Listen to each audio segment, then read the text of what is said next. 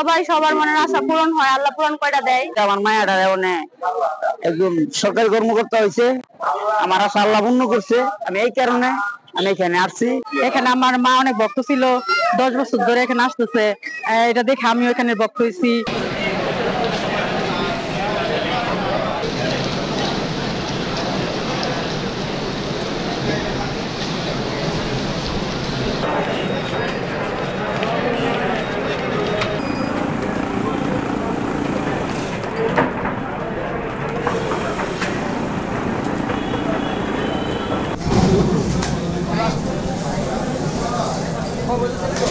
অনেক জায়গায় শুনছি এটার নাম, তো আমি গাজীপুরের শ্রীপুরের বর্মি থেকে আসছি।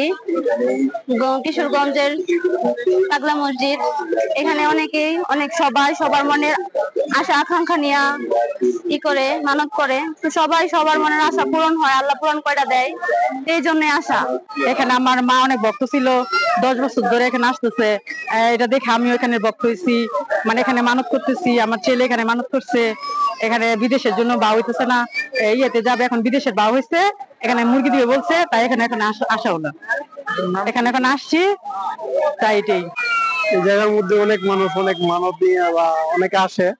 আমিও আর মানে ফার্স্ট টাইম আর কি দেখতে আসছি আর কি, যে এখানে অনেক মানুষের সমাগম ঘটে, যে কিসের জন্য মানুষ আসে বা কি উপলক্ষে এটা দেখতে আসছে আর কি। যে এখানে কোন সই নিয়োগ করলে আল্লাহ তার নেওয়া আশা পূরণ করে। তাই আমি আশা করছিলাম যে আমার মেয়ের বিয়ে সরকারি চাকরি হতো। আমি গরিব মানুষ, আমার মা নাই বাপ নাই, চোখ করে আছে।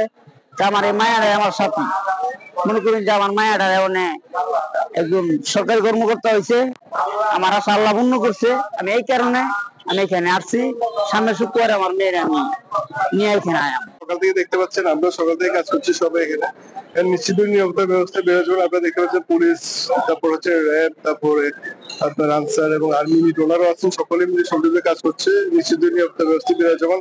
একই সাথে এখান থেকে ব্যাংক পর্যন্ত যে পরিবহন, সেখানে আমাদের নিরাপত্তা ব্যবস্থা থাকবে যথাযথভাবে।